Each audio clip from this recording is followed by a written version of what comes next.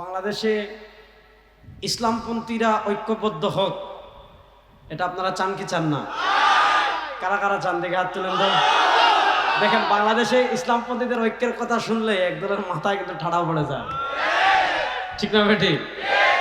আমরা অনেক দিন থেকে বলছি যে ইসলামপন্থীরা ঐক্যবদ্ধ হোক, ইসলামপন্থীরা ঐক্যবদ্ধ হোক। কেমনে ঐক্যবদ্ধ হবে? এই ঐক্যবদ্ধ হওয়ার রূপরেখা মাঠে যে সংগঠন পেশ করেছে, এই সংগঠনের নাম হলো জাতীয় উলামা শাইখ আইম্মা পরিষদ। আমরা দেখিয়েছি যে আপনার মাসলাক আপন জায়গায় থাকবে, আপনার আকীদা আপন জায়গায় থাকবে, আপনার বিশ্বাস আপন জায়গায় থাকবে।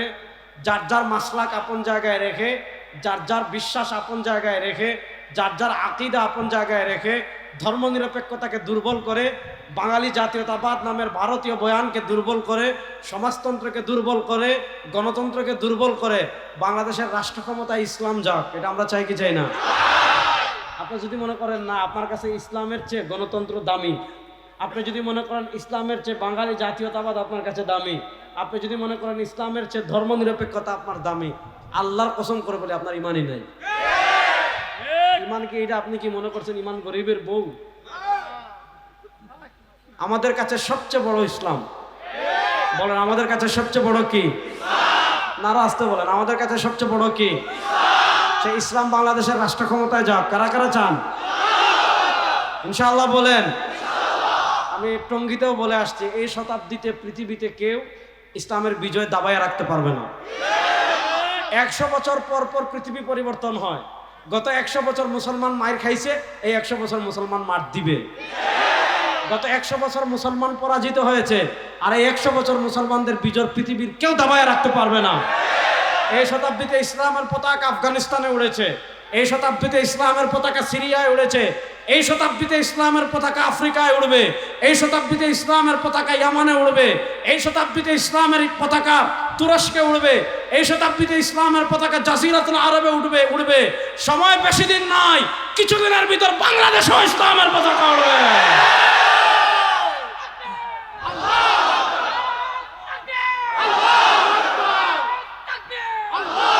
শুনেন, সমস্যা কি? সমস্যা কি? এই যে সমস্যা হলো, এই জায়গায় স্লোগান দেবেন কোরআন সুন্নাহর আলো সংসদে জ্বালো। কোরআন সুন্নাহর আলো কি খালি গড়ে জ্বলার জন্য হয়েছে? 52-54 বছর তুমি গড়ে জ্বাললেন, আর কত গড়ে জ্বালবেন? গড়ে জ্বাললে চুরি বন্ধ করতে পারবেন না, দুর্নীতি বন্ধ করতে পারবেন না, টাকা পাচার বন্ধ করতে পারবেন না, খুন বন্ধ করতে পারবেন না, চাঁদাবাজি বন্ধ করতে পারবেন না, টেন্ডারবাজি বন্ধ করতে পারবেন না, ধর্ষণ বন্ধ করতে পারবেন না, সব্যকে আবার কসম করে বলি মানব রচিত তন্ত্রমন্ত্র দিয়ে পারবেন না। ইসলামকে রাষ্ট্র ক্ষমতায় নেন, 3 মাসে সব বন্ধ হয়ে যাবে। প্রস্তুত আছেন তো কোরআন সুন্নাহর আলো সংসদে জ্বালার? প্রস্তুত আছেন তো সবাই ইনশাআল্লাহ?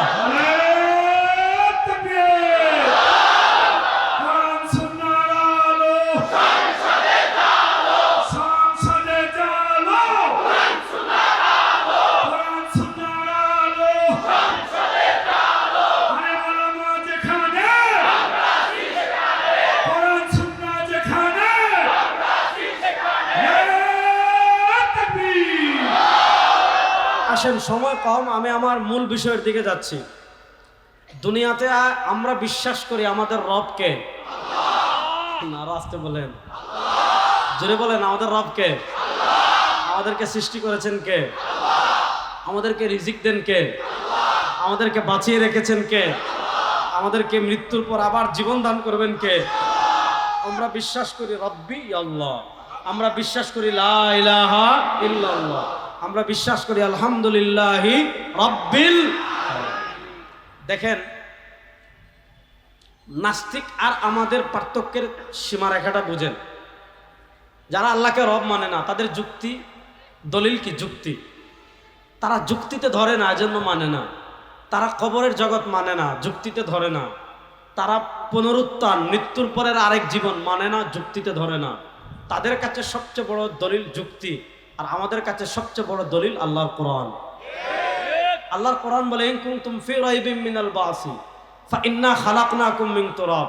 তোমাদের যদি সন্দেহ লাগে যে আমার শরীর মাটির সাথে মিশে যাবে, আমার গোশত মাটির সাথে মিশে যাবে, আমার চর্বি মাটির সাথে মিশে যাবে, আমার হাড্ডি মাটির সাথে মিশে যাবে, আমার নাম থাকবে না, আমার কবরের চিহ্ন থাকবে না। মনে করেন নূহ আলাইহিস সালামের বন্যায় যারা মারা গিয়েছে, এদের কবরের চিহ্ন দুনিয়াতে আছে, এদের নাম নিশানা দুনিয়াতে আছে। আজ থেকে 500 বছর আগে এই এলাকায় যারা বসবাস করত, তাদের নামও নাই, ঠিকানাও নাই, কবরও নাই, কিচ্ছু নাই, সব মুছে যাওয়ার পর আবার উঠবো, এটা যুক্তিতে ধরে না, তারা মানে না। আল্লাহ বলেন ইন কুনতুম ফি রাইবিন মিনাল বাসি, আরে বেটা পুনরুত্থান নিয়ে যদি তোদের সামান্য সন্দেহ থাকে, শুনো, ফা ইন্না খালাকনা মিনকুম মিন তুরাব, আপনি, আপনার বাবা, আপনার দাদা, আপনার 14 গোষ্ঠী, আমি, আমার বাবা, আমার দাদা, আমার 14 গোষ্ঠী, আমরা কেউ দুনিয়াতে ছিলাম না, আমাদেরকে সৃষ্টি করেছেন কে? যে আল্লাহ আমরা ছিলাম না সৃষ্টি করতে পারলেন, ওই আল্লাহ আমি যদি মারা যাই, আমার হাড্ডি কুস্তা চর্বি সব কবরের মাটির সাথে মিশে যায়, ওই আল্লাহ আমাকে আবার সৃষ্টি করতে পারবেন কি পারবেন না? জোরে বলেন, পারবেন কি পারবেন না? হিসাব খুবই সহজ। আসেন, আমরা বিশ্বাস করি আসমান সৃষ্টি করেছেন কে? একটু জোরে বলেন। জমিন সৃষ্টি করেছেন কে? আমরা বিশ্বাস করি আল্লাহুল্লাযী খালাকাকুম, আমাদেরকে সৃষ্টি করেছেন আল্লাহ, সুম্মা রাযাকাকুম, এরপর আমাদেরকে রিজিক দেন আল্লাহ, সুম্মা ইউমীতুকুম, আমাদেরকে মৃত্যু দিবেন আল্লাহ, সুম্মা ইউহয়িকুম, আমাদেরকে মৃত্যুর পর আবার সৃষ্টি করবেন আল্লাহ।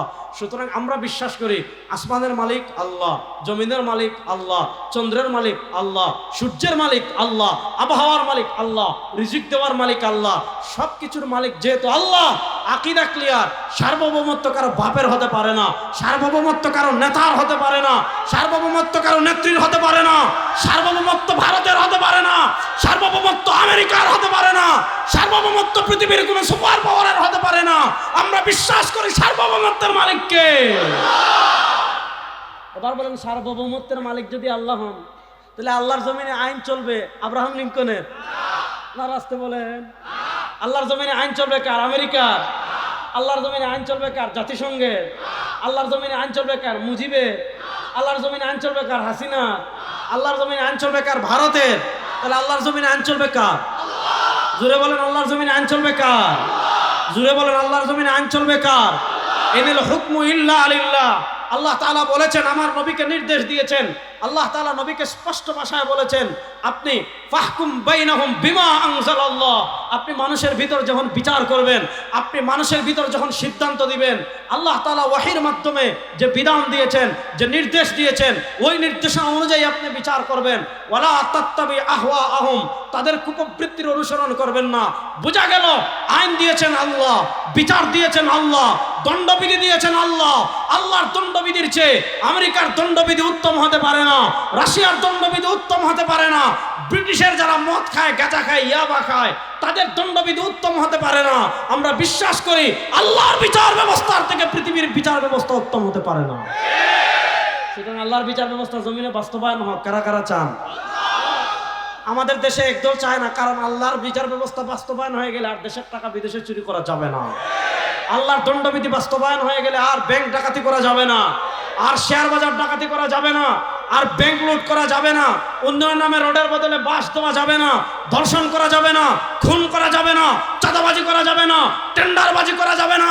এই 54 বছরের বাংলাদেশে ব্রিটিশের বিচার ব্যবস্থা আপনারা দেখেছেন, ওই ব্রিটিশের বিচার ব্যবস্থা বাংলাদেশে ব্যর্থ প্রমাণ হয়েছে।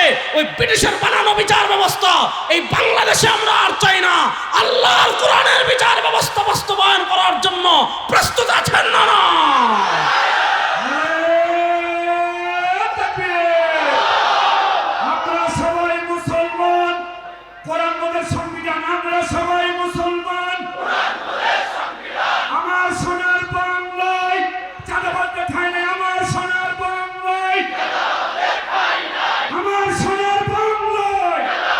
ভালো করে শোনেন।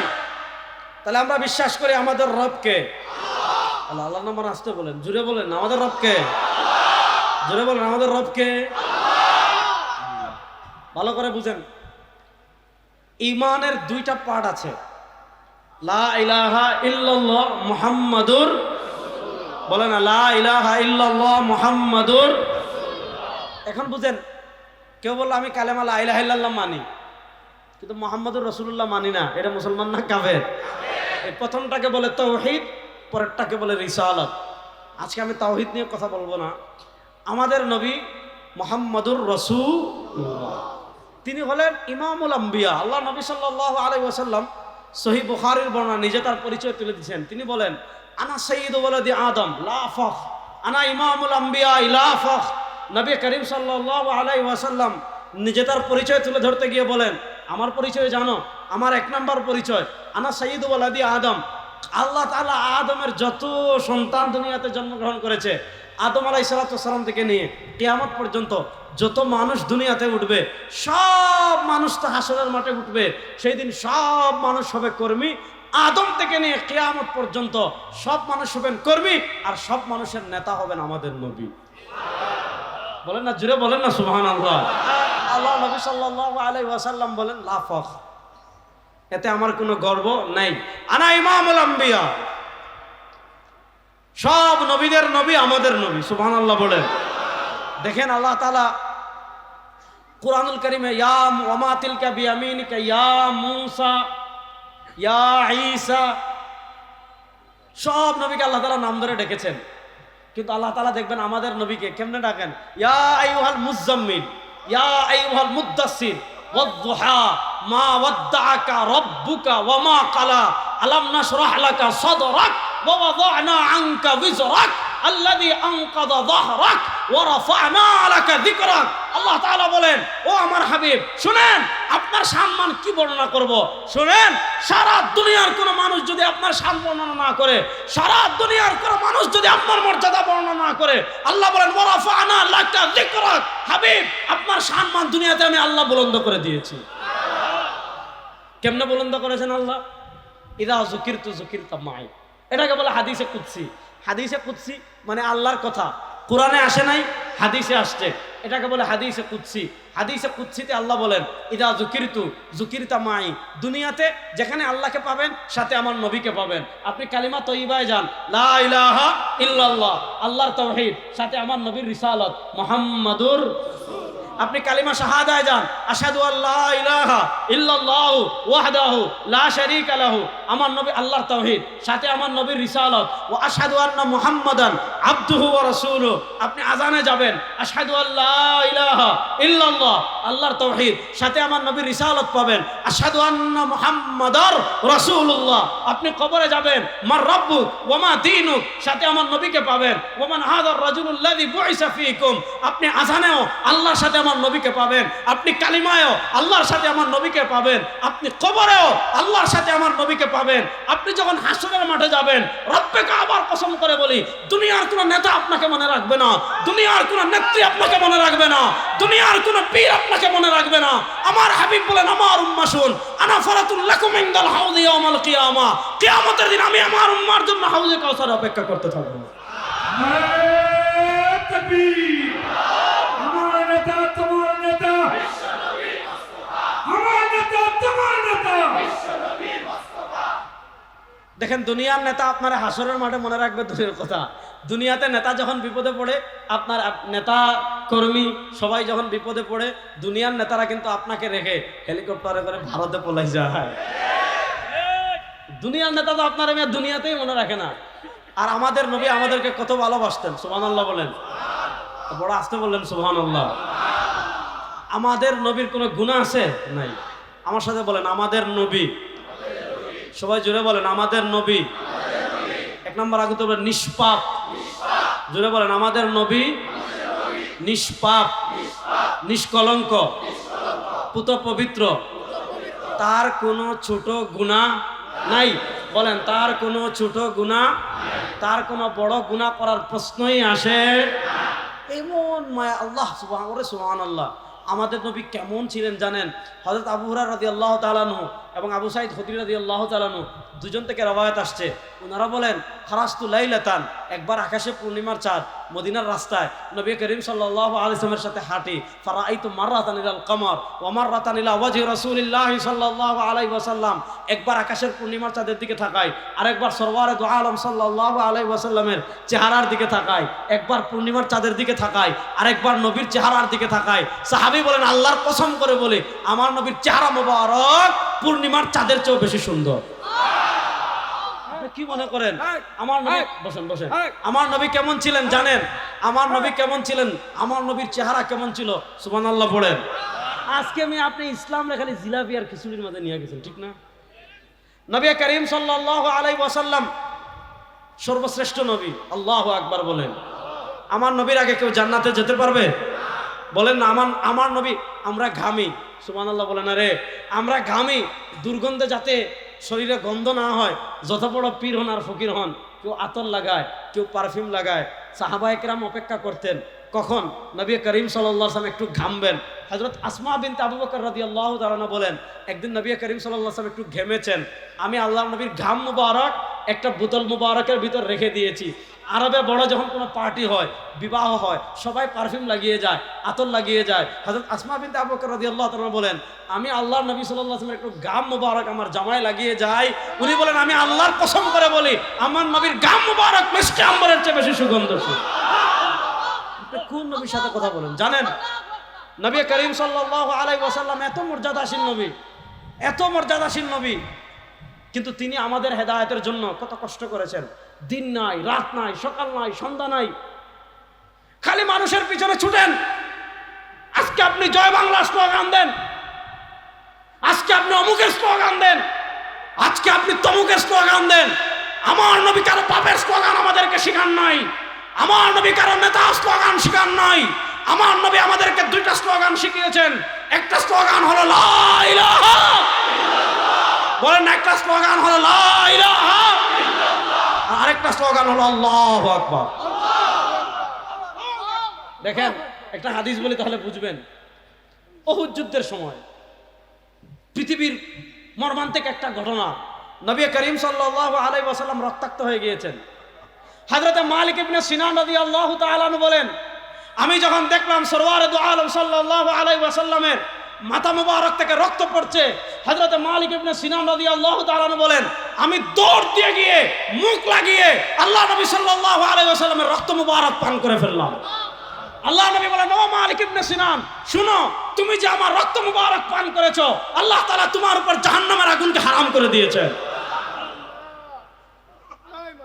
হযরত নবী করিম সাল্লাল্লাহু আলাইহি ওয়াসাল্লাম উহুদ যুদ্ধে আহত হয়ে একটা গুহায় আশ্রয় নিয়েছেন, একটা গুহায় আশ্রয় নিয়েছেন। কুরাইশের নেতা ছিলেন আপনার তখন আবু সুফিয়ান, মুসলমান হননি। আবু সুফিয়ান ময়দানে আসছেন, আয়সা দেখেন কেউ নাই, মুসলমান কেউ নাই, সবাই গুহায় রাসূলুল্লাহ সাল্লাল্লাহু আলাইহি ওয়াসাল্লামের সাথে আশ্রয় নিয়েছেন। আবু সুফিয়ান একটু মজা নিচ্ছেন। কি মজা নিচ্ছেন? উনি ডাকতেছেন, আইনা ইবনুল খাত্তাব, ও খাত্তাবের বেটা ওমর, কই একটু মাথা তুলো। ওমর রাদিয়াল্লাহু তাআলা তো বীর পুরুষ, সুবহানাল্লাহ বলেন, তো মর্যাদাপূর্ণ সাহাবী ছিলেন হযরত ওমর। আজকে ওমরই চেতনা কোথায় আমাদের? এই খাত্তাবের বেটা ওমর, কই তুমি গুন্ডামি না করো, কই মাথা তুলো দেখি তো। আবু সুফিয়ান ডাকতেছেন, কাফেরদের নেতা। ওমর ইবনুল খাত্তাব রাদিয়াল্লাহু তাআলা তো রক্ত গরম, মাথা তুলে ফেলবেন। আল্লাহ নবী সাল্লাল্লাহু আলাইহি ওয়াসাল্লাম ওমরকে বলেন, ওমর বসো, বসো, জবাব দেওয়ার দরকার নাই। ওমর রাদিয়াল্লাহু তাআলা বসে রইলেন। আবু সুফিয়ান যখন দেখলেন কি রে ওমর রাদিয়াল্লাহু তাআলা জবাব দেয় না, উনি আবার ডাকেন, আইন ইবনে আবি কুহাফা, ও কুহাফার বেটা আবু বকর, কোথায় তুমি? মাথা তুলো। ওমর রাদিয়াল্লাহু তাআলা আবার নড়াচড়া করেন। আল্লাহ নবী সাল্লাল্লাহু আলাইহি ওয়াসাল্লাম ওমর রাদিয়াল্লাহু তাআলাকে বসাই দিলেন। আবু সুফিয়ান 3 নম্বরে ডাকেন, আইনা ইবনে মুহাম্মদ, আইনা মুহাম্মদ ইবনে আব্দুল্লাহ, ও মুহাম্মদ সাল্লাল্লাহু আলাইহি ওয়াসাল্লাম আপনি কোথায়?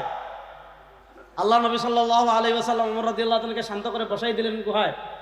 আবু সুফিয়ান দেখলেন কি রে ওমর রাদিয়াল্লাহু তাআলাকে ডাকি জবাব দেয় না, সিদ্দিক আকবরকে ডাকি জবাব দেয় না, সরওয়ারে দু আলম সাল্লাল্লাহু আলাইহি ওয়াসাল্লামকে ডাকি জবাব দেয় না। তখন তার সাহস একটু বেড়ে গেল। তখন তিনি স্লোগান দিলেন, উলু হুবাল। হুবাল একটা মূর্তি পাহাড়ের উপর বানাই রাখছে। উলু মানে জয়, আমরা বলি না জয় বাংলা, বলে না? আচ্ছা যাক, উলু মানে জয়, সমুন্নত হোক। হুবাল, হুবাল একটা মূর্তির নাম। তিনি যখনই বলেছেন উলু হুবাল, হুবাল সর্বাপেক্ষা বড়, হুবালের জয় হোক। আল্লাহ নবী বলেন, ওমর এখন আর চুপ থাকা যায় না, এতক্ষণ আমাদেরকে ডাকছে, কোনো সমস্যা নাই। আল্লাহর উপর তারা হুবালের স্লোগানকে উঠিয়ে দিচ্ছে। ওমর দাঁড়াও, তুমি দাঁড়িয়ে বলো আল্লাহু আকবার। হযরত ওমর ইবনুল খাত্তাব রাদিয়াল্লাহু তাআলা আনহু, হযরত ওমর ইবনুল খাত্তাব রাদিয়াল্লাহু তাআলা আনহু উহুদের পাহাড়ের সেই গুহা, আজও সেই গুহা তারা ব্যারিকেড দিয়ে দিয়েছে। হাজিরা হজে যায়, ওখানে যেতে যায় না। আমার নবী রক্ত মুবারক, যেই পাথরে আমার নবী রক্ত মুবারক আহত হওয়ার পর যেই গুহায় আশ্রয় নিয়েছিলেন, আপনার যদি আধ্যাত্মিক শক্তি থাকে আপনি ওই পাহাড়ের পাশে দাঁড়াবেন, দেখবেন ওই পাহাড় থেকে জান্নাতের ঘ্রাণ পাওয়া যায়। এক সাহাবী বলেন, আমি উহুদ যুদ্ধে গিয়েছি, বুখারী শরীফের riwayat আসছে। উনি বলেন, আমি যখন উহুদের পাশে গিয়েছি, গিয়ে দেখতে পেলাম উহুদ পাহাড় থেকে জান্নাতের ঘ্রাণ আসে। উনি বলেন, ইয়া রাসূলুল্লাহ ইন্নী আজিদু রিহাল জান্নাহ মিন কিবালি উহুদিন। ওগো আল্লাহর নবী, আমি তো উহুদ পাহাড় থেকে জান্নাতের ঘ্রাণ লাভ করছি। ওই সাহাবী তরবারি নিয়ে গিয়েছেন, গিয়ে যুদ্ধ করতে করতে আল্লাহর রাস্তায় শহীদ হয়ে গিয়েছেন। নবী করিম সাল্লাল্লাহু আলাইহি ওয়াসাল্লাম ওমরকে বললেন, ওমর মাথা তুলো, দাঁড়িয়ে বলো, এই জমিনের মালিক আল্লাহ, এই আসমানের মালিক আল্লাহ, এই জমিনের মালিক আল্লাহ। এখানে হুবালের স্লোগান চলবে না, এখানে উজ্জার স্লোগান চলবে না, এখানে কোনো সুপার পাওয়ারের স্লোগান চলবে না, কারো পাপের স্লোগান চলবে না। মুমিনের ঈমান দীপ্ত স্লোগান হবে আল্লাহু আকবার। নারায়ে তাকবীর, নারায়ে তাকবীর, দিন ইসলাম, দিন ইসলাম, আমার নেতা তোমার নেতা। শুনেন, ওমর রাদিয়াল্লাহু তাআলা যখন আল্লাহু আকবার বলছেন, আল্লাহু আকবার এটা এমন একটা ধ্বনি, এটা শয়তানের গায়ে অ্যালার্জি তৈরি করে ফেলে। এজন্য আপনি বাংলাদেশের রাজপথে আল্লাহু আকবার বলবেন, দেখুন খুব জঙ্গি, তোমার বাপের মাথা, ঠিক না বেটি? আপনি লা ইলাহা ইল্লাল্লাহ বাংলাদেশের রাজপথে বলবেন, বলবে রাজাকার। এই রাজাকার খেলা বাংলাদেশে শেষ। এই রাজাকার খেলা বাংলাদেশে আমরা আর চলতে দেব না। গত 15 বছর আমাদেরকে যারা পাকিস্তানি রাজাকার বলতো, মিয়া, আমরা যারা পাঞ্জাবি পরি, দাড়ি রাখি, টুপি পরি, আমাদেরকে বলতো পাকিস্তানি রাজাকার। শুনেন, বাংলাদেশে আগে যারা রাজাকার খেলছিল, এরা সব ভারতীয় রাজাকার। এজন্য দেখবেন ভারতের রাজাকাররা ভারতে পালিয়ে গিয়েছে।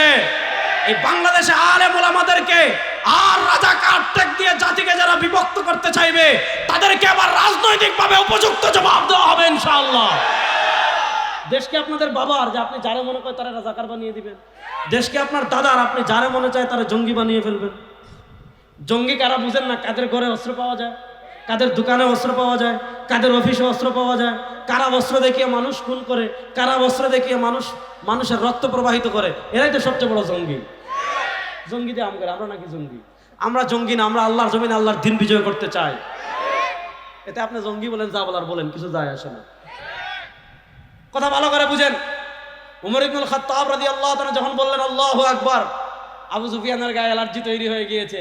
তিনি কি বলতেছেন? উনি বলতেছেন, লানা উজ্জা ওয়ালা উজ্জা লাকুম। ও উমর, এবার তোমার আওয়াজ শুনলাম, শুনো, আমাদের তো উজ্জা মূর্তি আছে, তোমাদের তো কোনো উজ্জা মূর্তি নাই, তো মূর্তি দিয়ে আমরা কি করবো? উনি কত বড় ব্যাককল। উনি উমর ইবনুল খাত্তাব রাদিয়াল্লাহু তাআলা বলছে যে লানা উজ্জা ওয়ালা উজ্জা লাকুম। ও উমর ইবনুল খাত্তাব, আমাদের উজ্জা মূর্তি আছে, তোমাদের কোনো উজ্জা মূর্তি নাই। আরে উমর ইবনুল খাত্তাব জবাব দিচ্ছেন, আল্লাহু মাওলানা ওয়ালা মাওলা লাকুম।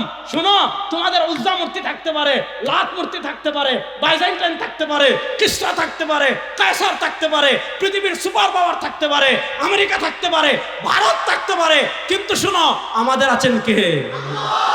বলেন না, আমাদের আছেন কে? আমাদের আছেন কে? তাদের সাথে আল্লাহ নাই, আমাদের সাথে আল্লাহ আছেন না নাই? আমাদের সাথে আল্লাহর সাহায্য আছে না নাই? সুতরাং যাদের সাথে আল্লাহর সাহায্য আছে, এরা সব সময় খেলার জন্য প্রস্তুত। এদেরকে আপনারা খেলাধুলার বই দেখাইয়েন না অন্তত। প্রস্তুত আছেন না না ইনশাআল্লাহ? প্রস্তুত আছেন না না ইনশাআল্লাহ? এই বাংলাদেশের মানচিত্রের দিকে পৃথিবীর কোন আধিপত্যবাদ যদি হাত বাড়ায়, তাদের কালো হাত ভেঙে দেওয়ার জন্য প্রস্তুত আছেন না নাই?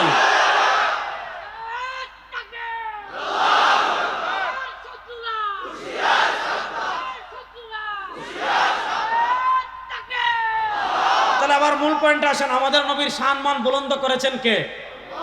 বলেন না, আমাদের নবীর সম্মান বুলন্দ করেছেন কে? দেখেন, আমার নবীকে আল্লাহ কত ভালোবাসতেন, সুবহানাল্লাহ বলেন। ভাই, ইন্ডিয়া পাকিস্তানে যদি যুদ্ধ লাগে, আমরা কার পক্ষে?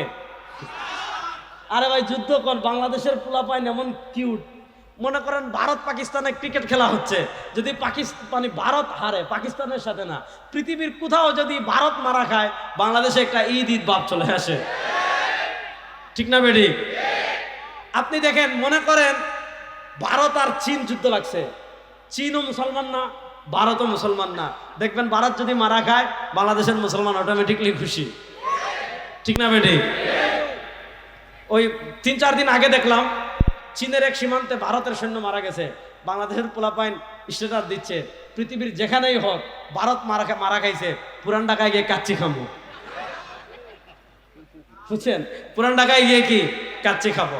আমি একবার চিটাগাং থেকে আসতেছি গ্রিন লাইন বাসে, এটা আরো 3-4 বছর আগে হবে, গ্রিন লাইন বাসে আসতেছি, ভারত পাকিস্তানের খেলা হচ্ছে, ক্রিকেট খেলা। ওরে বাপ রে বাপ, আমি তো আমার কম্বল মুড়ি দিয়ে বসে আছি, তো পোলাপাইন আছে কিছু, মানে পুরা বাসে ভারত খালি হারছে, মনে হইতাছে যে বাংলাদেশে বিশ্বকাপ নিয়ে আইছে, পোলাপাইন বাসে এত খুশি। দেখেন ভারত পাকিস্তানের যুদ্ধ, ভারত চীনে যদি লাগে, তো ভারত যেহেতু আমাদের উপর জুলুম করে, তারা আমাদের এখানে আধিপত্যবাদ বিস্তার করে, আমাদের এখানে রাতের ভোটে ক্ষমতা সরকার বসাই দে, বিনা ভোটে বসাই দে, বাংলাদেশে নানা আধিপত্যবাদ তারা বিস্তার করে, খুশি। তো রাসূলুল্লাহ সাল্লাল্লাহু আলাইহি ওয়াসাল্লাম যখন মক্কায় ছিলেন, মনোযোগ, পৃথিবীর 2 সুপার পাওয়ার, একটা কিসরা আর একটা রোমান। কিসরা এরা হলো অগ্নি পূজক, আগুনের পূজা করে, এরা মুশরিক। আর রোমান এরা মুসলমান না, তবে আহলে কিতাব। আহলে কিতাব মানে আল্লাহ মানে আমাদের নবী মানে না, আহলে কিতাব অর্থাৎ মূর্তি পূজকের তুলনায় এরা আমাদের কিছুটা কাছাকাছি। যুদ্ধ হয়েছে, রোমানরা পরাজিত হয়েছে, তো যেহেতু এদের তুলনায় এরা একটু আমাদের কাছাকাছি, তারা পরাজিত হওয়ার কারণে আল্লাহ নবী সাল্লাল্লাহু আলাইহি ওয়াসাল্লাম একটু কষ্ট পেয়েছেন, আর এরা বিজয় হওয়ার কারণে আবু জেহেল খুশি। আল্লাহ তাআলা তার হাবিবকে কত ভালোবাসতেন, আল্লাহ তাআলা তার নবীকে কত ভালোবাসতেন, আল্লাহ তাআলা তার হাবিবকে কত প্যার করতেন। রোমানদের পরাজয়ে আমার নবী একটু কষ্ট পেয়েছেন। আল্লাহ তাআলা কোরআনুল কারীমে সূরাতুর রুম নাযিল করে দিয়েছেন, আলিফ লাম মিম গুলিবাতির রুম ফি আদনাল আরদি ওয়া হুম মিন বাদি গালাবিহিম সায়াগলিবুন। ও আমার হাবিব, রোমানদের পরাজয়ে আপনি মন খারাপ করবেন না, কিছুদিনের ভিতর আরেকটা যুদ্ধ হবে, ওই যুদ্ধে আল্লাহ তাআলা রোমানদেরকে বিজয় দান করবেন। নবীকে আল্লাহ কত ভালোবাসতেন। নবী করিম সাল্লাল্লাহু আলাইহি ওয়াসাল্লাম মক্কার কাফেরেরা নবী করিম সাল্লাল্লাহু আলাইহি ওয়াসাল্লামের কোনো দুষ্ট ত্রুটি কিছুই বের করতে পারে না। এখন শেষে একটা বের করছে, কই কি জানেন? মুহাম্মদ সাল্লাল্লাহু আলাইহি ওয়াসাল্লাম আফতার মানে নির্বংশ, আমাদের বাংলা ভাষায় বলে বন্ধা, যার বংশ নাই। আচ্ছা বলেন, আমাদের নবীর বংশ আছে না নাই? আমার নবীকে নির্বংশ, আমার নবীকে বন্ধা জীবনে না। কিন্তু দেখে কি কই, মুহাম্মদ সাল্লাল্লাহু আলাইহি ওয়াসাল্লামের তো কোনো ছেলে সন্তান জীবিত থাকেন না, সুতরাং তিনি বন্ধা না, তারপরেও বন্ধা বলে। আল্লাহ নবী সাল্লাল্লাহু আলাইহি ওয়াসাল্লাম রাস্তা দিয়ে হাঁটলে টিটকারি মারে, বলে আফতার। বাজারে গেলে টিটকারি মারে, বলে আফতার। কাবায় গেলে টিটকারি মারে, বলে আফতার। দাওয়াতের কাজে গেলে টিটকারি মারে, বলে আফতার। আল্লাহ নবী সাল্লাল্লাহু আলাইহি ওয়াসাল্লাম তো মানুষ, তার বড় কষ্ট লাগে, হৃদয়ে ব্যথা লাগে, টিটকারি মারে, হৃদয়ে ব্যথা লাগে। আল্লাহ তাআলা কোরআনে আয়াত নাজিল করে দিয়েছেন, আল্লাহ তাআলা কোরআনে সূরা নাজিল করে দিয়েছেন, ইন্না আতাইনাকাল কাউসার ফাসাল্লি রাব্বিকা ওয়ানহার ইন্না শানিআকা হুয়াল আবতার। ও আমার হাবিব, কাফেররা আপনাকে আবতার বলে, কাফেররা আপনাকে নির্বংশ বলে, আপনি মন খারাপ কেন করেন? আরে শুনেন, জান্নাতের স্পেশাল একটা নহর হাউজে কাউসার আপনার নামে রেজিস্ট্রেশন করে দিলাম। ইন্না শানিআকা হুয়াল আবতার। আপনাকে যারা নির্বংশ বলবে, এদের 14 গোষ্ঠীর নির্বংশ। আমার নবীকে নির্বংশ বলছে আবু জেহেল, তার বংশ দুনিয়াতে আছে? আর কেউ যদি থাকেও, সে কি বলবে যে আমি আবু জেহেলের বংশধর? আচ্ছা বলেন, বাংলাদেশে এখন মীর জাফর, কেউ কি গর্ব করে বলে যে আমি মীর জাফরের বংশধর? এখন বাংলাদেশের কেউ কি গর্ব করে বলবে যে আমি শেখ হাসিনার চাচাতো ভাই? বলবেনি? বললে মানুষ দিবে একেবারে সোজা করে লাগে, ঠিক না বেটি? তাহলে বোঝা গেল আল্লাহ তার হাবিবকে কত ভালোবাসতেন, যে আল্লাহ তাআলা আর নবীকে হাসরের মাঠে সংরক্ষিত এলাকা আল্লাহ কোনো নবীকে দেন নাই। আমার নবীকে স্পেশাল এলাকা দিয়েছেন হাউজে কাউসার। ওই হাউজে কাউসার কি? সরওয়ারে দু আলম সাল্লাল্লাহু আলাইহি ওয়াসাল্লাম সহিহ হাদিসে বলেন, ওয়া আদাদু কুবিহি মিসলু আদাদিন নুজুম, ওয়া আদাদি কুবিহি মিসলু আদাদিন নুজুম। আল্লাহ তাআলা আসমানে যত তারকা রেডি করে রেখেছেন, সারা দুনিয়ার মুসলমান না, সারা দুনিয়ার মানুষ মিলে যদি সিদ্ধান্ত নেন আসমানের তারকা গুণে শেষ করব, আল্লাহ তাআলা বলেন আসমানের তারকা সারা দুনিয়ার মানুষ গুণে শেষ করতে পারবেন না। আসমানের তারকা সমপরিমাণ পানপাত্র, এখানে আপনারা বোতল রাখছেন মাত্র একটা। আল্লাহ তাআলা হাউজে কাউসারের পারে আসমানের তারকা পরিমাণ পাত্র রেডি করে রেখেছেন। কিয়ামতের দিন সরওয়ারে দু আলম তার উম্মাকে হাউজে কাউসার থেকে পানি পান করাবেন। আল্লাহ নবীর হাতে হাউজে কাউসারের পানি পান করতে চান কারা কারা? দেখে হাত তুলুন তো। আল্লাহ নবীর হাতে হাউজে কাউসারের পানি পান করতে হলে আল্লাহ নবীর আদর্শ মানার প্রয়োজন আছে না? না। এই মূল কথায় আসতেছি। মূল কথা আসার আগে আরেকটা হাদিস শুনি। আমরা জান্নাতে যেতে চাই কারা কারা? দেখে হাত তুলি না। আমি যেতে চাই। অন্তত আপনারা জান্নাতে যেতে চান কি চান না? আর আসতে বলেন।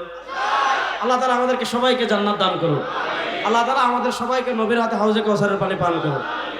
এবার জান্নাতে যেতে হলে কি লাগবে? ঈমান লাগবে। বলেন জান্নাতে যেতে হলে কি লাগবে? ভালো করে শুনেন। আমাদের নবী আমাদেরকে কত ভালোবাসতেন হাদিস শুনেন। ইমাম বাজ্জার রাহিমাহুল্লাহ মুসনাদে বাজ্জারে হাদিস এনেছেন। নবী করিম সাল্লাল্লাহু আলাইহি ওয়াসাল্লাম বলেন, লিকুল্লি নাবিয়্যিন দাওয়াতুন মুস্তাজাবা ওয়া ক্বাদ তাআজ্জালা কুল্লু নাবিয়্যিন দাওয়াতাহুম ওয়া ইন্নী ইখতারতু দাওয়াতি লিআহলিল কাবায়ির মিন উম্মতি। নবী করিম সাল্লাল্লাহু আলাইহি ওয়াসাল্লাম বলেন, আল্লাহ দুনিয়াতে যত নবী পাঠিয়েছিলেন, আল্লাহ দুনিয়াতে যত রাসূল পাঠিয়েছিলেন, সব নবীকে, সব রাসূলকে আল্লাহ তাআলা দুনিয়াতে একটা স্পেশাল অফার করেছিলেন। সেটা কিসের অফার? দাওয়াতুন মুস্তাজাবা। সব নবীকে, সব রাসূলকে আল্লাহ তাআলা একটা কবুল দুআর অফার করেছিলেন। নবী করিম সাল্লাল্লাহু আলাইহি ওয়াসাল্লাম বলেন, ওয়াকাদ তাআজ্জালা কুল্লু নাবিয়্যিন দাওয়াতাহুম। সব নবী, সব রাসূল তাদের স্পেশাল দোয়া দুনিয়াতে করে চলে গিয়েছেন। সরওয়ার দু আলম সাল্লাল্লাহু আলাইহি ওয়াসাল্লাম বলেন, আল্লাহ তাআলা যখন আমাকে অফার করেছেন, আল্লাহ তাআলা যখন আমার সামনে অফার দিয়েছেন, আমি আমার স্পেশাল দোয়াটা দুনিয়াতে করে যাইনি। ওয়া ইন্নী ইখতারতু দাওয়াতি লিআহলিল কাবায়ির মিন উম্মতি। আমি আমার স্পেশাল দোয়াটা হাসরের মাঠের জন্য রেখে দিয়েছি। যেদিন আমার উম্মাহ কবিরা গুনাহ করে জাহান্নামী হয়ে যাবে, আমি নবী সুপারিশ করে সবাইকে জান্নাতে নিয়ে আসব। আল্লাহ নবীর সুপারিশ আমরা জান্নাতে যেতে চাই কি চাই না? আজকে দেখেন, হাসরের মাঠে সবচেয়ে বড় সুপারিশকারী হবেন আমাদের নবী। বলেন হাসরের মাঠে সবচেয়ে বড় সুপারিশকারী হবেন আমাদের মহব্বতে বলেন না, হাসরের মাঠে সবচেয়ে বড় সুপারিশকারী হবেন আমাদের। তাহলে হাসরের মাঠে সবচেয়ে বড় সুপারিশকারী হবেন আমাদের নবী। বলেন হাসরের মাঠে সবচেয়ে বড় সুপারিশকারী হবেন আমাদের নবী। আল্লাহ নবীর সুপারিশ ছাড়া কেউ জান্নাতে যেতে পারবেন না। এবার বলেন নবীর সুপারিশের প্রয়োজন আমাদের আছে না নাই? কারা কারা নবীর সুপারিশ লাভ করতে চান দেখে হাত তুলে ইনশাআল্লাহ। তাহলে আল্লাহ নবীর সুপারিশ লাভ করতে হলে আল্লাহ নবীর আদর্শ মানার প্রয়োজন আছে না নাই? এই আমার মূল কথায় চলে আসছে, আলোচনার শেষ দিকে চলে আসছে, ভালো করে বুঝেন। আজকে আমরা নবীর হাতে হাউজে কাউসারের পানি পান করতেও চাই। আজকে আমরা নবীর সুপারিশের জান্নাতেও যেতে চাই। আজকে আমরা নবীর সুপারিশের জান্নাতের পাশেও থাকতে চাই। আজকে আমরা জাহান্নামে যেতে চাই না। কিন্তু প্রশ্ন হলো, আপনাকে যদি বলা হয় আপনি নবীর সুপারিশ লাভ করে জান্নাতে যেতে চান, আপনি নবীর হাতে হাউজে কাউসারের পানি পান করতে চান, আপনার ব্যক্তি জীবনে নবীর আদর্শ আছে নাই? আপনার পারিবারিক জীবনে নবীর আদর্শ আছে নাই? আপনার সামাজিক জীবনে নবীর আদর্শ আছে নাই? আপনার রাজনৈতিক জীবনে নবীর আদর্শ আছে নাই? আপনার সংবিধানে নবীর আদর্শ আছে নাই? আপনার অর্থনীতিতে নবীর আদর্শ আছে নাই? আপনার বিচার ব্যবস্থায় নবীর আদর্শ আছে নাই? আপনার রাষ্ট্র পরিচালনায় নবীর আদর্শ আছে নাই? আপনার ব্যক্তি জীবন থেকে রাষ্ট্র জীবন পর্যন্ত ইহুদিদের আদর্শ আছে, খ্রিস্টানদের আদর্শ আছে, ধর্মনিরপেক্ষতা আছে, জাতীয়তাবাদ আছে, সমাজতন্ত্র আছে, মানুষের তন্ত্রমন্ত্র আছে, ব্রিটিশের আইন আছে, আমেরিকার আইন আছে, ভারতের আইন আছে, রাশিয়ার আইন আছে, কিন্তু পৃথিবীর শ্রেষ্ঠ মহামানব সরওয়ারে দু আলমের আদর্শ আমাদের কোথাও নেই। আল্লাহ জান্নাত এত সহজ মনে করেছেন? এজন্য জীবনের সব ক্ষেত্রে শুনেন, আমি আগেই আলোচনা শুরু করেছিলাম, আমাদের ধর্মের নাম ইসলাম। বলেন আমাদের ধর্মের নাম, মুখ খুলে বলেন আমাদের ধর্মের নাম, বলেন আমাদের ধর্মের নাম ইসলাম। ধর্ম আর অন্যান্য ধর্মের পার্থক্যের জায়গাটা বুঝেন। আমাদের পার্শ্ববর্তী দেশ ধর্মনিরপেক্ষ রাষ্ট্র ভারত। ভারতে হলো সংখ্যাগরিষ্ঠ হিন্দু। তাদের ধর্ম আর আমাদের ধর্মের পার্থক্য কি? খ্রিস্ট ধর্ম আর আমাদের ধর্মের পার্থক্য কি? ভালো করে বুঝবেন এই পয়েন্টটা যুবকরা। হিন্দুরা তাদের ধর্মকে বানিয়েছে অনুষ্ঠান নির্ভর, খ্রিস্টানরা তাদের ধর্মকে বানিয়েছে অনুষ্ঠান নির্ভর। অনুষ্ঠান নির্ভর মানে খ্রিস্ট রাজ্যে গির্জার অনেক প্রভাব ছিল, সব কিছুতে গির্জা মাথা কামাতো। হিন্দু রাষ্ট্রে সব কিছুতে মন্দির মাথা কামাতো। সুতরাং তারা যখন দেখলো রাষ্ট্রীয় সব কাজে গির্জা মাথা কামায়, রাষ্ট্রীয় সব কাজে মন্দির মাথা কামায়, তখন তারা কি করলো? ধর্মনিরপেক্ষতা আবিষ্কার করলো। ধর্মনিরপেক্ষতা আবিষ্কার করে বলল, আপনি ধর্মের বিষয় মন্দিরের মধ্যে থাকেন, ধর্মের বিষয় গির্জার মধ্যে থাকেন। রাষ্ট্র কেমনে চলবে? গির্জা মাথা কামাবে না। রাষ্ট্র কেমনে চলবে? মন্দির মাথা কামাবে না। রাষ্ট্রের অর্থনীতি কি হবে? গির্জা মাথা কামাবে না। রাষ্ট্রের অর্থনীতি কি হবে? মন্দির মাথা কামাবে না। রাষ্ট্রের বিচার ব্যবস্থা কি হবে? গির্জা মাথা কামাবে না। রাষ্ট্রের বিচার ব্যবস্থা কি হবে? মন্দির মাথা কামাবে না। রাষ্ট্রের ক্ষমতায় কারা আসবে? গির্জা মন্দির মাথা কামাবে না। রাষ্ট্রের সংবিধান কেমন হবে? গির্জা মন্দির মাথা কামাবে না। রাষ্ট্র কেমনে চলবে? গির্জা মন্দির মাথা কামাবে না। তাহলে গির্জা মন্দিরের কাজ কি? তারা শুধু ধর্ম পালন করবে। হিন্দুরা বলে মন্দিরের বাহিরে ধর্ম বের হবে না। খ্রিস্টানরা বলে মন্দিরের বাহিরে, গির্জার বাহিরে ধর্ম বের হবে না। রাষ্ট্র কেমনে চলবে? ধর্ম মাথা কামাবে না। সমাজ কেমনে চলবে? ধর্ম মাথা কামাবে না। অর্থনীতি কেমনে হবে? ধর্ম মাথা কামাবে না। বিচার ব্যবস্থা কি হবে? ধর্ম মাথা কামাবে না। সংবিধান কি হবে? ধর্ম মাথা কামাবে না। রাষ্ট্র কার সাথে সন্ধি করবে? ধর্ম মাথা কামাবে না। ধর্ম থাকবে গির্জায়, ধর্ম থাকবে মন্দিরে। ধর্ম আলাদা, রাষ্ট্র আলাদা। ধর্ম ধর্মের মতো ওইদিকে, রাষ্ট্র রাষ্ট্রের মতো ওইদিকে। আমাদের স্পষ্ট কথা, যারা বলবে ধর্ম আলাদা, রাষ্ট্র আলাদা, রাষ্ট্রে ধর্ম লাগবে না, রাষ্ট্র ধর্মের প্রয়োজন নাই, কেউ যদি বুঝে সুস্থ এই কথা বলে তার ঈমান থাকবে না। হিন্দু ধর্ম বলে ধর্ম কোথায়? বলে যখন মন্দিরে পূজার সময় আসবে, মন্দিরে যাবেন, মূর্তি বানাবেন, 3 দিন গান বাজনা করবেন, তারপরে একটা ট্রাকে মূর্তিটা তুলবেন, গান বাজনা করে করে করে করে করে করে মূর্তি না নদীতে ফেলাই দিবেন। আপনি হিন্দু, শেষ। তাকে জিজ্ঞাসা করেন, ভাই আমি খাবো কেমনে? তার ধর্ম তার ডিরেকশন দিবে না। ভাই তুই যা মন চায় খা। ঘুমাবে কেমনে? ধর্ম ডিরেকশন দিবে না, যেভাবে মন চায় ঘুমা। বাথরুমে যাবে কেমনে, বের হবে কেমনে? ধর্ম ডিরেকশন দিবে না, যেভাবে মন চায় যা, যেভাবে মন চায় বের হ। পরিবার চালাবে কেমনে, বিয়ে শাদী করবে কেমনে? ধর্ম ডিরেকশন দেয় না, যেভাবে মন চায় করেন। রাজনীতি করবেন কেমনে? ধর্ম ডিরেকশন দেয় না, যেভাবে মন চায় করেন। সমাজ চালাবেন কেমনে? ধর্ম ডিরেকশন দেয় না, যেভাবে মন চায় চালান। রাষ্ট্র চালাবেন কেমনে? ধর্ম ডিরেকশন দেয় না, যেভাবে মন চায় চালান। বিচার করবেন কেমনে? ধর্ম ডিরেকশন দেয় না, আপনারা আইন বানাই ফেলেন। অর্থনীতি পরিচালনা করবেন কেমনে? ধর্ম ডিরেকশন দেয় না, আপনারা আইন বানান।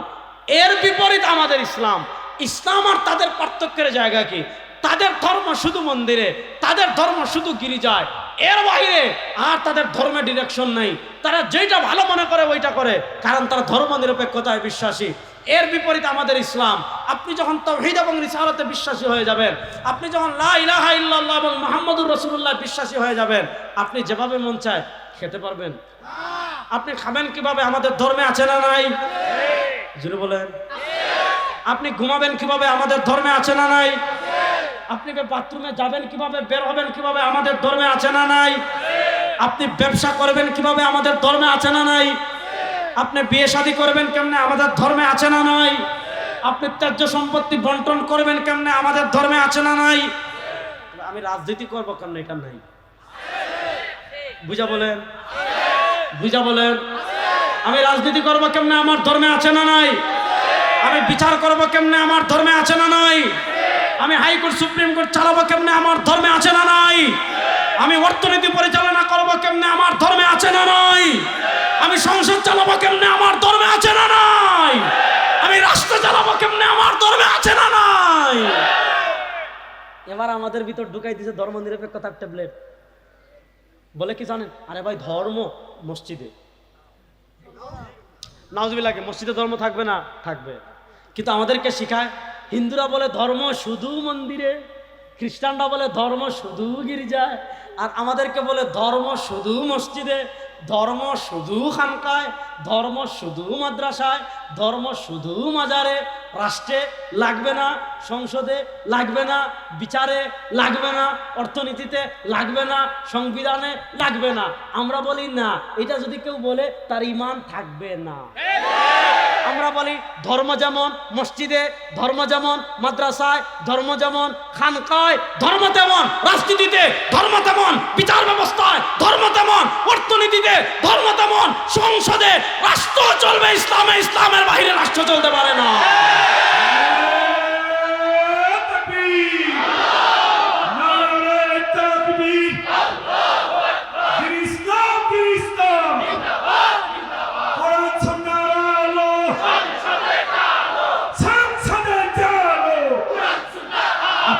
আপনারা ক্লান্ত হয়ে গেছেন নাকি? তাহলে বলেন ধর্মনিরপেক্ষতা আমরা বিশ্বাস করি? দুনিয়াতে আপনি বলবেন, দুনিয়াতে দেখবেন অনেকে বলবে যে আবরার সাহেব হুজুর আপনার লেকচার তো ভালো লাগে, আপনি কেন রাজনীতি করেন? বলে কি বলে না? আরে পিসাব আপনার এত মুরিদ, আপনি খানকায় বসে থাকলে গরু আসবে, চাল আসবে, ডাল আসবে, টাকা আসবে, আপনি কেন আবার বের হইলেন? এটা কেন কেন মনে করে জানেন? এই যে ধর্মনিরপেক্ষতা মাথায় ঢুকাই দিছে, তারা মনে করে হুজুরদের কাম খালি দোয়া করা, হুজুরদের কাম খালি মিলাদ পড়া, হুজুরদের কাম খালি ইমামতি করা। না, মসজিদে যেমন ইসলাম, রাজনীতিতে তেমন ইসলাম, রাষ্ট্রেও তেমন ইসলাম প্রতিষ্ঠা করা লাগবে। এই ধর্মনিরপেক্ষতার ভূত আমাদের মাথায় ঢুকাই দিছে, এই জন্য সেকুলার হয়ে যায়। সেকুলার হয়ে কি বলে জানেন? রাষ্ট্রে ধর্মের দরকার নাই। ধর্ম কি খালি ঘরে থাকার জন্য হয়েছে রে? তাহলে বলেন রাষ্ট্রে ধর্মের প্রয়োজন আছে না নাই? যুক্তি দিয়ে কি জানেন ভাই? রাষ্ট্রের তো জান্নাত জাহান্নাম নাই, রাষ্ট্রের আবার ধর্ম কি? তো রাষ্ট্রের তো ভাই মুখ নাই, রাষ্ট্রের আবার ভাষা কি? ঠিক না বেঠিক বলেন? তাহলে আমার কথার শেষ দিকে চলে আসছি। এই 52 বছর আমাদের ভিতর ধর্মনিরপেক্ষতা তারা চাপাই দিছে। ধর্মনিরপেক্ষতা দেখেছেন, নানা তন্ত্র দেখেছেন, নানা মন্ত্র দেখেছেন, কেউ কিছু করতে পারে নাই। একবার পরীক্ষামূলক ইসলামকে রাষ্ট্র ক্ষমতায় নেওয়ার জন্য আমার কোনাবাড়ির মুসলমানরা প্রস্তুত আছেন তো ইনশাআল্লাহ? কারা কারা প্রস্তুত আছেন ইনশাআল্লাহ? আগে বলতেন হুজুররা আগে আপনারা এক হন, আগে বলতেন ইসলামী দল আপনারাই তো অনেক, আমরা কারে সমর্থন করব?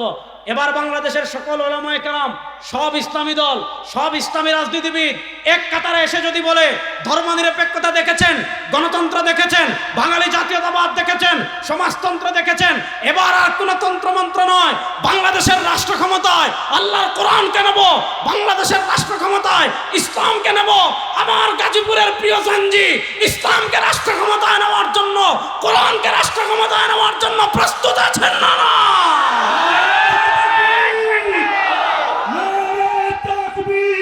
ভাই, আপনি বসেন বসেন।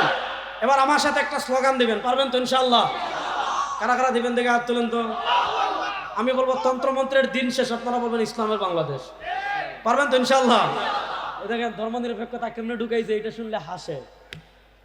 আমরা কি আপনি দুনিয়াতে সুশীলগিরি মারবেন যে আমি ধর্মনিরপেক্ষ, খবরে যখন জিজ্ঞাসা করবে ওমা দিন কইেন আমি তো ধর্মনিরপেক্ষ, বুঝেন নাই? খবরে ওমা দিন আসেনি প্রশ্ন, খবরের প্রশ্ন কয়টা? মার রব্বু কোমা।